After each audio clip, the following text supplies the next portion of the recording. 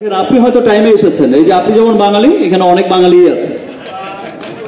So অনেক বাঙালি কিন্তু timely আসে না। সে এই বাঙালিদের জন্যই অপেক্ষা করতে করতে করতে করতে আমি তো বারবার জিজ্ঞেস করি যে ভাই আমি কি আসবো আরেক বাঙালির কাছে। সেই বাঙালি আবার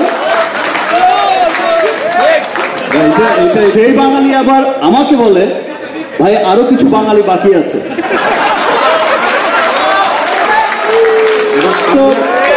দেখেন, এটা যদি আপনি যেটা বললেন যে বাঙালিদের অভ্যাস, এটা যদি হয় তাহলে কিন্তু আপনার ঘরেও পড়বে, আমার ঘরেও পড়বে ভাই। সো এটা সবাইকেই আসলে একসাথে হেল্প করে সবাইকে, সবারই টাইম সেন্সটা থাকা উচিত। আর স্পেশালি আমাদের দেশে যেটা হয় যে জ্যামের একটা যে ভয়ঙ্কর একটা চিত্র দেখা যায়, সত্যি সত্যি যখন নাকি দেখি যে অনেক সময় দেখা যায় যে অনেকে সিনসিয়ারলি আসার চেষ্টা করে কিন্তু অনেক সময় পেরে ওঠে না। সেটা এই বাংলাও যেমন, ও বাংলাও তেমন, পৃথিবী জোড়াই এখন কেমন কেমন হয়ে গেছে। এনিওয়ে, যাই হোক, এটা আমাদের বাঙালিদের দোষ না।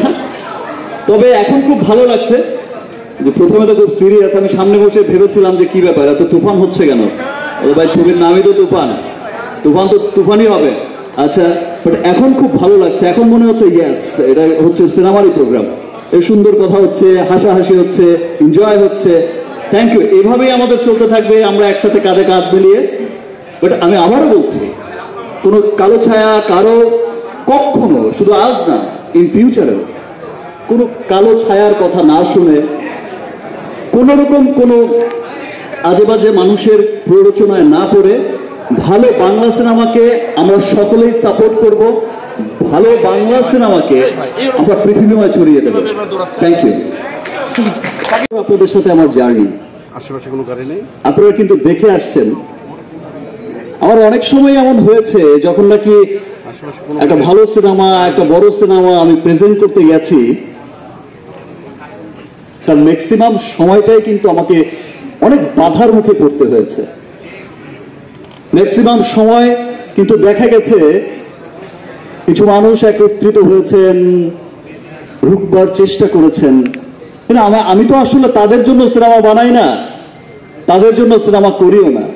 আমি সব সময় সিনেমা করি বাংলাদেশের জন্য, বাঙালির জন্য। আমি সব সময় চেষ্টা করি বাংলা সিনেমা কিভাবে পৃথিবীময় ছড়িয়ে যাবে।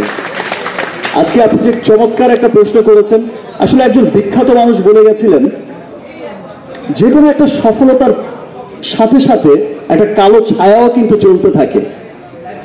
কালো ছায়াটা সেই সফলতাকে গ্রাস করতে চায়, কিন্তু ফাইনালি গিয়ে আর পারে না।